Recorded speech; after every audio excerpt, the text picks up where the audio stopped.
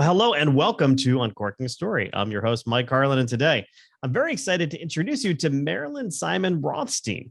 Marilyn is the author of Lift and Separate and Husbands and Other Sharp Objects. She is the winner of the Star Award presented by the Women's Fiction Writers Association for Outstanding Debut. Her third novel, which she's here to talk about, is Crazy to Leave You, and it will be published on May 24th. Here today to talk about her career and that latest novel is Marilyn Simon Rothstein. Welcome to Uncorking a Story, Marilyn. Hello, Mike. Hello. Well, nice to see you. Marilyn, I'm going to ask you the same question I ask everybody to kick us off, which is, Marilyn, where does your story as an author begin? In the womb. I was born with a pen in my hand, and I always wanted to be a writer, mostly because I don't think I'm qualified to do anything else. This was assured to me by getting a 56 on the math regents in 9th grade in Queens, and then picking a college where I could take whatever I wanted. So I didn't have to worry about anything but English, history, and writing. So it was an aversion of math that kind of set you on. Not an aversion, but it was an aversion to everything but writing, eating, and napping. Okay. The perfect writer's life. But when did you start, writing seriously? I mean, I know you had a career in advertising. Were you a copywriter back in the day, or? I majored in journalism at NYU. I got out and got a job with 17 magazine, where I was, take a look at this, Dear Beauty Editor. I wrote Dear Beauty Editor. So for all the women out there, if you ever read a beauty article in a magazine, do not believe a word of it. It's not going to work. And after 17, I decided that I was sort of tired of making $105 a week. So I got into advertising. And from there, I opened my own agency up in Connecticut. And I just always wanted to write a book.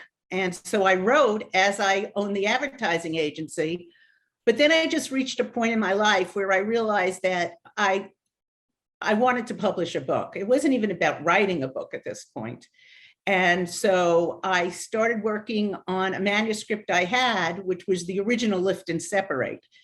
And 10 years later, I got Lift and Separated published by Lake Union. And now I'm on my third book, which you're not going to believe this. I happen to have it here.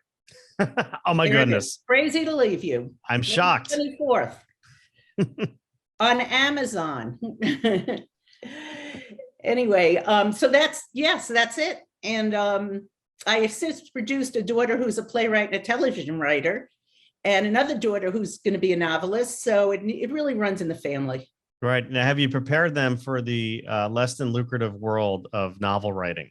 Oh, they're totally aware. Yes, they are totally aware. Yes, and my husband's a CPA, and he likes to say we would have made less money if she never wrote a book. We would have made more money if she never wrote a book. Right. Because, as in the advertising business, I thought to myself, how can I make less money than in advertising? And this is what I came up with. That's right. That's right. It's cost. Well, tell me the journey for that first book, what eventually became Lift and Separate. Tell me what you learned about yourself during that process. Should I tell you how I got my agent?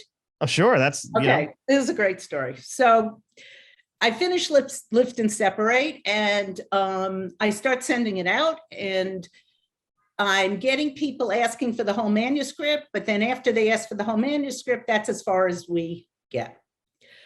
So I'm thinking, I'm 63 years old. I'm not going to live as long as this is taking, okay? Like, people are saying things like, send to one literary agent at a time, so that you send to one literary agent, they're going to hold it for 6 months. And, 6 months times what, 10? I'm like, I'm not going to make it. So I decide what I'm going to do is I'm going to, and I didn't know anybody in the business at all.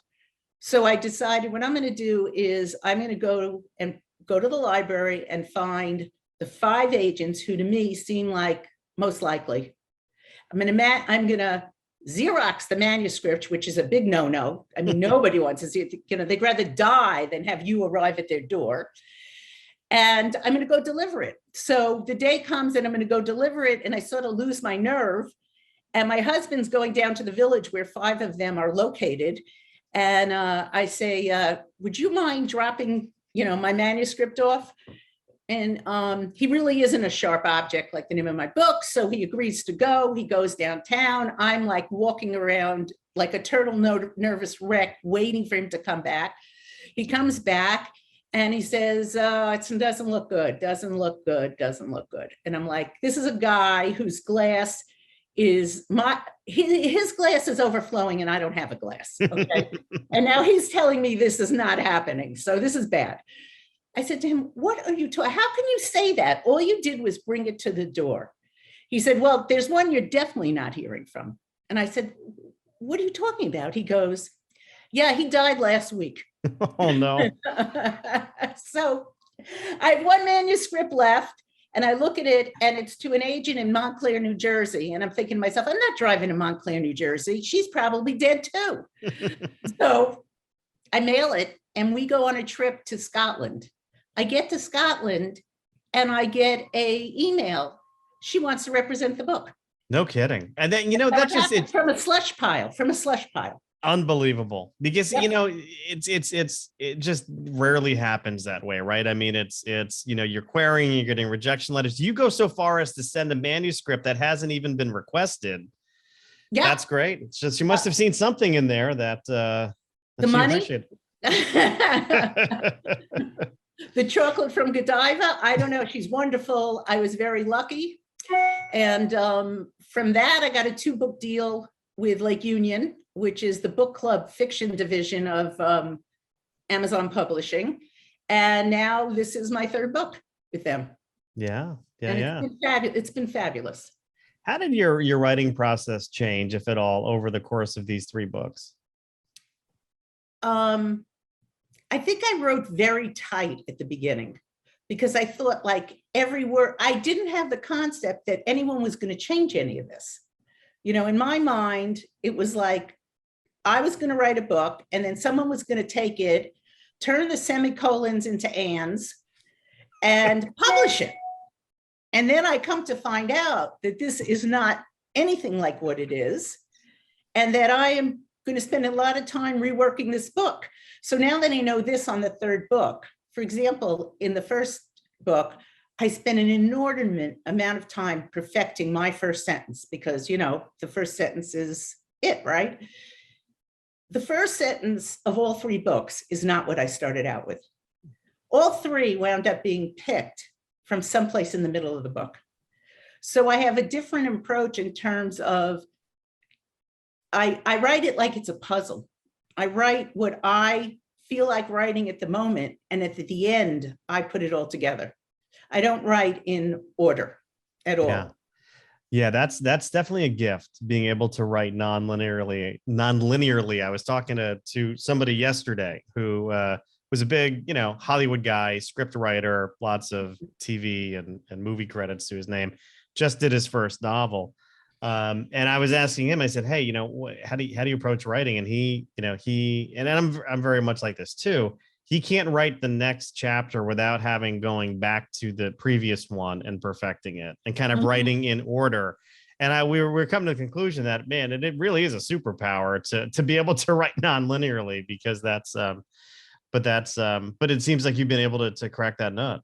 Well, I don't know. I think because coming from, you always want what you don't have kind of thing. I think it's a superpower to be able to write an outline, which I can't do. So fair enough. I sort of look at people who do it linearly and can write an outline and can write out the entire story to sell it before they even write it. As I worship those people. So it's sort of the opposite for me. Here's something I'm curious about, just because you've had a career in advertising. And it's interesting. I talked to a lot of authors, and I asked them, what's the most challenging part of the process? And oftentimes they say to me, hey, I used to think that writing was the most challenging part. Turns out writing's the easy part. It's promoting it and getting it in front of people that's more challenging. How, if at all, have you leaned into your career in advertising to help with book sales? honestly, I do not know how someone without a marketing background can put out a book. I mean, even if you have a publisher who helps you, who's behind you 150%, let's say, which doesn't really exist today from what I hear from other authors, not having a marketing background is a real problem, because you have to do that work. And like this, I've been, let's say for the last 6 weeks, all I've been doing is, being on social media and, meeting lovely people like you. And I think coming from an advertising background just makes it a lot easier. Yeah. Especially since I had my own agency, so I'm used to promoting almost anything. Right. I mean, I can promote widgets. So it is a little harder promoting yourself than it is promoting the widget, but I have solved that. And here's how I solved it. I am shameless. Okay. I asked 25 authors for blurbs, so I'm shameless. And I think it sounds crazy, but you almost have to be. Yeah. Yeah, no, absolutely. This is not something for sort of the faint of heart. And it's not for someone who's necessarily shy, although there's a lot of introverted authors out there, because, writing is a very solitary process. But when it comes to promoting it, you really have to step outside of your comfort zone, and put yourself out there. I mean, it's very much like launching a product. So if I put my marketing hat on, you have to create something that's going to fulfill a need, right? So you're trying to create a new piece of art, a new book in a certain genre. And when you're creating a product, you try to meet something also that meets a need. And you've got to build it and shape it using very similar tools, where you might do market research for marketing and product development. You're getting feedback from beta readers and a content editor and your agent. And you're kind of taking all of that through the process of bringing this concept to life in the form of a product and then marketing it as such. So I think when people start thinking of, hey, their book is not just this work of art, it's a product that has to be marketed and packaged and distributed. It something clicks, and I think it's helpful to think of it that way. I think it's hard for people to think of it that way because, literature is art, and you don't think of Renoir going around on Facebook, but if you cannot think of it as, I'm not only going to write this, but I'm going to promote it, then you may not get a chance at a second book because you may not sell enough of the first book, no matter how good it is. So that's what I've come to learn. Yeah. Yeah. You can't forget the promotion. It's a critical piece of the puzzle. Well, tell me what this latest book is about, and how the idea came to you, and why did you feel so compelled to write it? This book is about Lauren Leo, who is 41 years old. She's in the advertising business, where I don't even know where I got that idea. I must have been up all night for that one. She lives in New York. She's successful. She has plenty of friends. She has a nice apartment. She has a family. But the family she came from, she's close with. She wants to get married and have her own family. And she goes to a camp reunion of the camp she went that was named after a rabbi, to give you an idea of the kind of camp it was. And meets a guy that she kissed behind a bunk when she was 13 years old. He's now 39. And in camp, he was short, but now he's really tall because he stands on his money. So they get married. They're going to get married. There's going to be a wedding. And at the last minute, he texts her sister while she's standing there in her wedding gown that she dieted down to a size 12 for, because she's also a total foodie, not in the sense of someone who enjoys good restaurants, but in the sense of someone who eats at home alone all night. And she's standing there in her size 12 wedding gown, and he texts her sister and says he doesn't want to get married. The book is the aftermath, okay, of what she does to change her life and to realize that maybe what she thought she wanted wasn't exactly what she needed.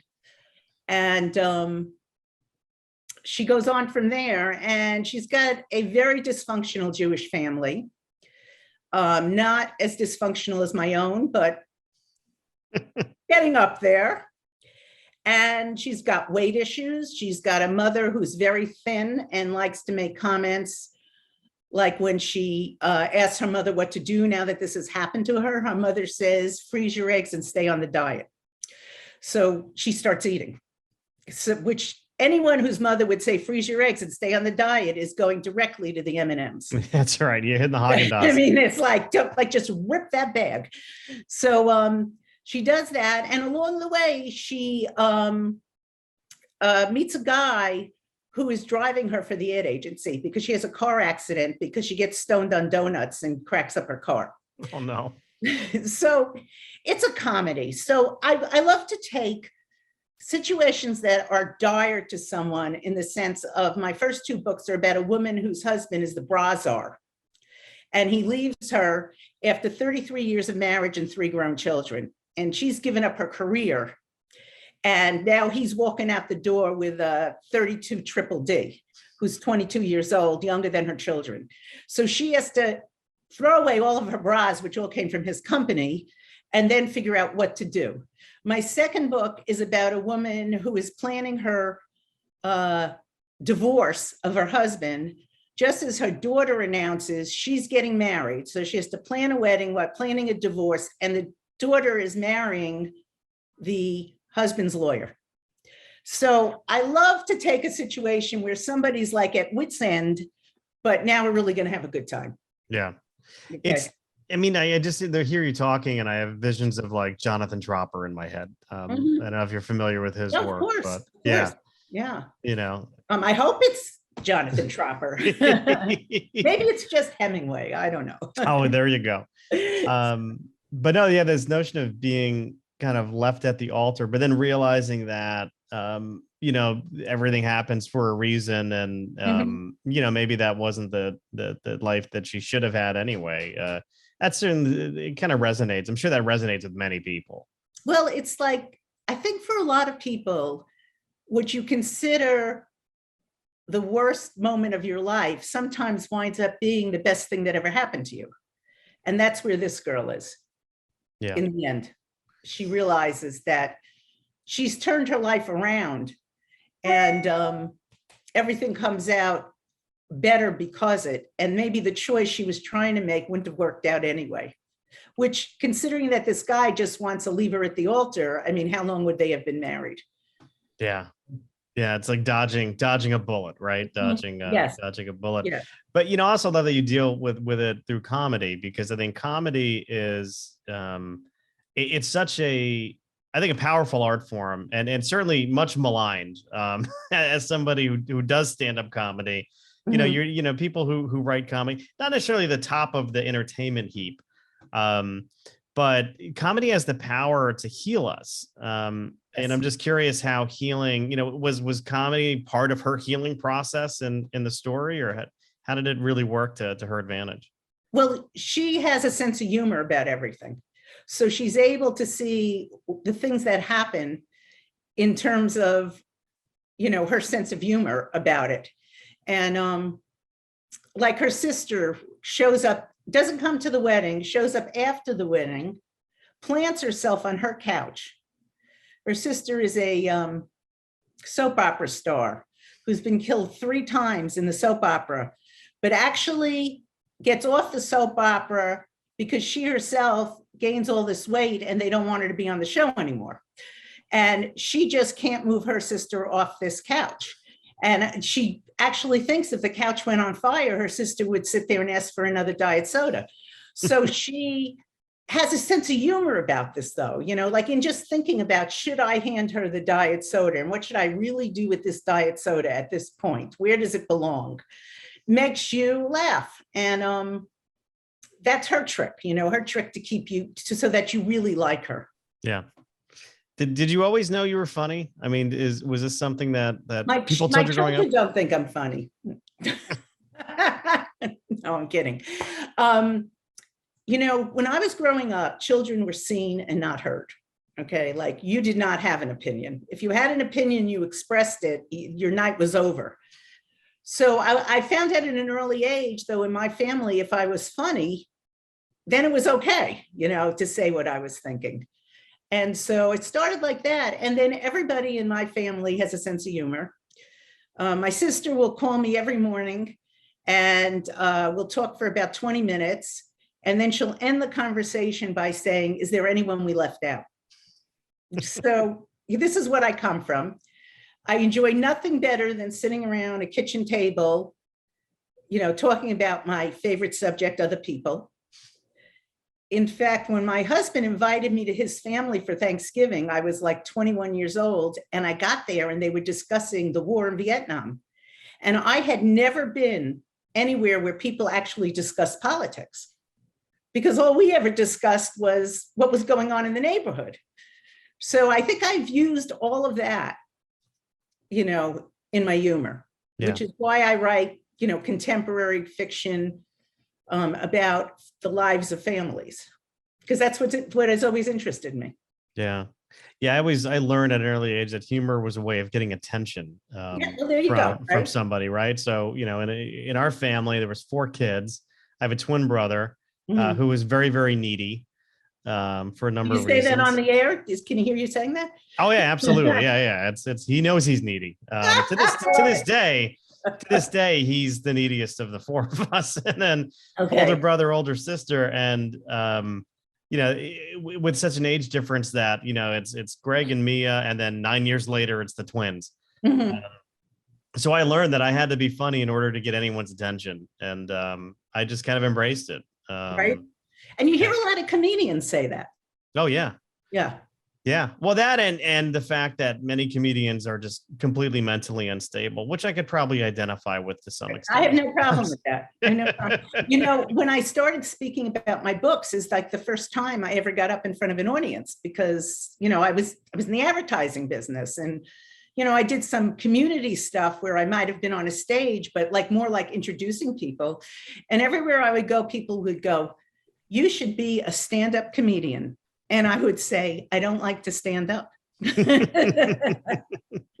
But also, I'm a writer. I enjoy coming up with something and then really thinking about it and honing it and making it even more funny.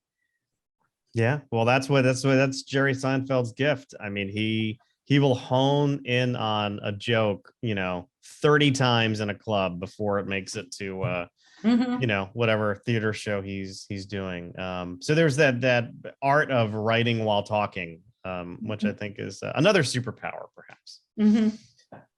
So Marilyn, I do have some fun questions for you. Not that we haven't had fun yet, but I'm curious, again, in the spirit of getting to know you as a person and an author. What was your favorite TV show, or what were some of your favorite TV shows when you were younger? Oh, when I was younger, I liked this goes right back to it. I liked any show that was about a family, and the more people in that family, 8 is enough, really wasn't enough for me. Anything with a 30 something, Bonanza. I mean, I just love those 4 guys, Yeah. So anything that somehow revolved around the situation among brothers and sisters and mothers and fathers was my I recently rewatched Donna Reed. Okay. And, in Donna Reed, the father comes in a suit and the mother comes in the pretty little dress. It didn't look anything like my house, but it all came back to me that I would sit there and watch this family and just enter this family and leave 170th Street and Jewel Avenue, Yeah. So yeah, that's my favorite thing. After that, later on, I like law shows. And LA Law. Oh, Corbin Burnson and Harry Hamlin. Wow, that was a great one. But more recently, now this is my mom brag. My daughter wrote Suits. Oh, no kidding. Yeah, my new favorite law show. So, that worked for me. Yeah, there you go. Interestingly, I've interviewed a lot of lawyers on this show who had to leave the legal profession behind for whatever reason because they wanted to become authors.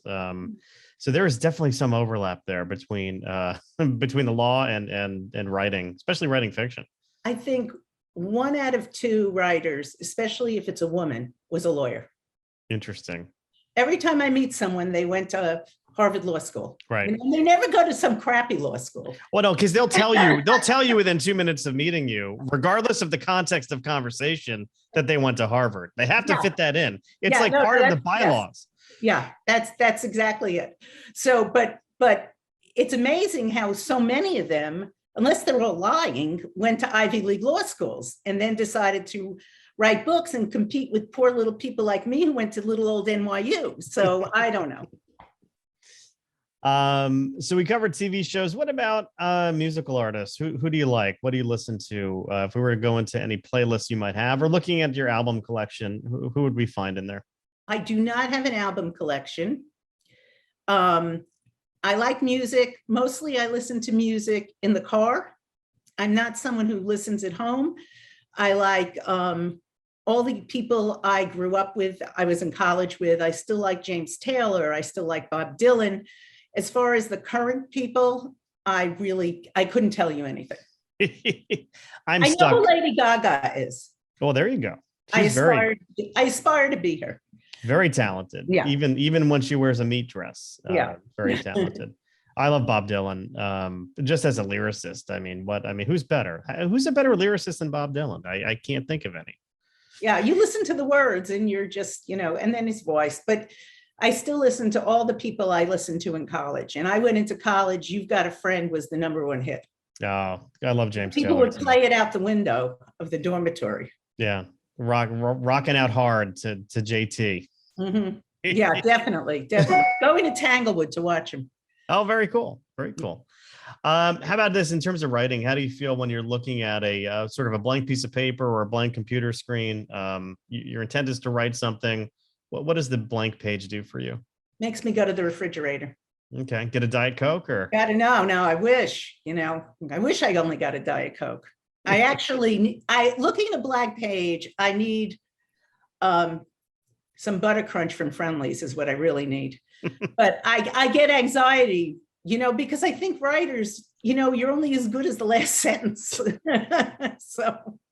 So it's sort of scary looking at a blank page, but then I just look, if I can't think of anything, I'll just look around the room or look out the window and just start with something I see. And that may not be where I go, but at least I got a sentence down. Right. I hear the language and the talking and the jokes in my head. I have to think a lot more about, what the room looks like, what the beach looks like, the actual scenery. Yeah.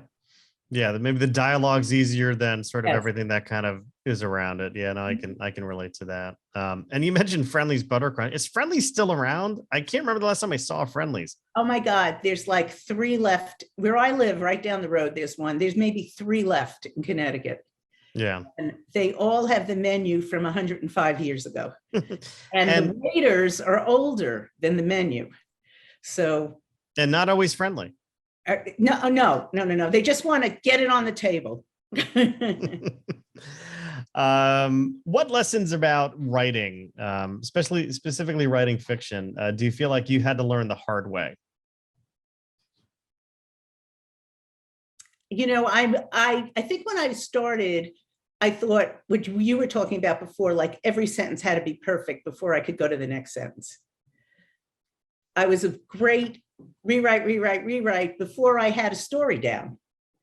So where you hear people say, oh, I wrote a draft in 3 months. Okay, then they spent a lot of time redoing it. I wrote the draft in 3 years because I kept going back to, I'll go back to one sentence forever. And I think what I learned was that if I didn't proceed and get a draft down, I was not going to have anything. So I think that was pretty much the biggest lesson. All right.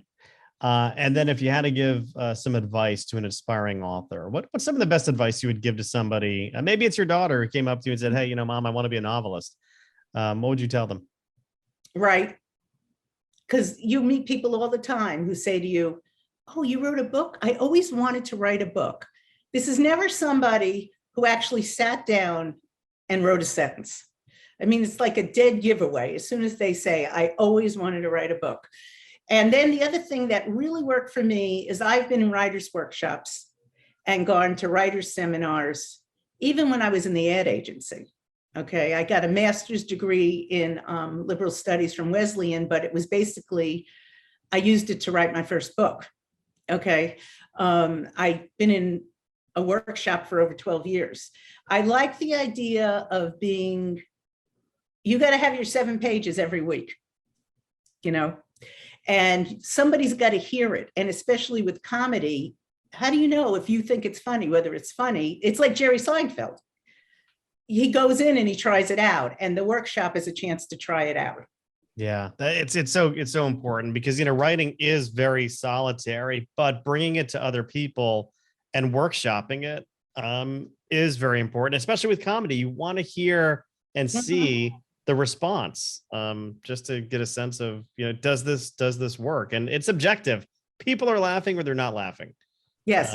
And sometimes you think you're reading something and they're going to laugh at line A, but for some crazy reason, they're hysterical at line B. Right. Well, you learned something. So, and also I think a workshop, especially if you're someone who's got a day job, gets you into a community of writers, which I think is really important. Yeah, the community is important. The community is important. How about this? If you could write a letter to your younger self and mail it to that, you know, younger Marilyn, what would you tell, you know, your younger self, in terms of, you know, advice? What advice would you give your younger self specifically? I think at this point in my life, I would say to my younger self, take it easy. It's going to be all right. You know? It never ceases to surprise me that so many people say the same thing. Really? Everything's going to turn out okay. Take a deep breath. Enjoy life right now. Things are all going to work out. It's like these words of reassurance to your younger self. I think the inner child in us needs to hear that. What would you say? I would say, don't get married so young. I don't know. I'm just kidding. Don't get married the 8th time. 23 is too young to get married. Yeah. No, it's no, that's really meant to be funny and not as disrespectful as it sounds to my spouse. You know, I probably would say to something similar. Hey, look, don't worry so much, because I'm always worrying. I was always worried about things about my career. I was always trying to get to the next level. Even when I was raising my kids, we have 3 20-year-olds. We have triplets. Wow. We were so just rushing for them to get to the next stage of life, where we missed a lot of the cute, fun stuff because we were overwhelmed. So I would just say, slow down, you know, slow down and just like enjoy what's in front of you in the moment, because it's not going to be there forever. I agree. I'm getting really deep here on Uncorking a Story. So you're making fun of this woman who gave you 3 twins. He gave you triplets, huh? That's right. Yes. No. And believe me, she makes fun of me all the time. Well, you know, let's talk about where people can learn more about you, Marilyn. Do you have any website or social media that you want to share with anyone who wants to get in touch with you? Do I have websites? You wouldn't believe the websites I have. Actually, the best place to get in touch with me is on Facebook, because when I wrote my first book, I thought I didn't know the difference between FaceTime and Facebook. And my agent said to me, you got to get on social media, which is another, I guess, good piece of advice for people. And I've since become addicted to Facebook. So you can just find me at Marilyn Simon Rothstein. I have 2 accounts. One is author, and the one where the fun is just my personal account, which is Marilyn Simon Rothstein without the author. And I try just to have a good time. And I'm also on Twitter at Nouns and Verbs on Twitter. And I have a website, which is www.marilynsimonrothstein.com, that my daughter, I have 2 daughters, one of them designed for me, and it's really a fun website. So go check out my website. There you go. So website, Twitter, Facebook, all places. everywhere. And let's not forget, Crazy to Leave You is published on May 24th, available at Amazon. Yeah, it's available a lot of places, but right now I know for sure that it's available. Wait, watch this. Shameless self-promotion. It's available for pre-order on Amazon right now. Very good. So check it out over at Amazon, pre-order it. And of course, if you're listening to this after May 24th, you don't have to pre-order it. You can just order it. You just order it for real. There you go. Go anywhere.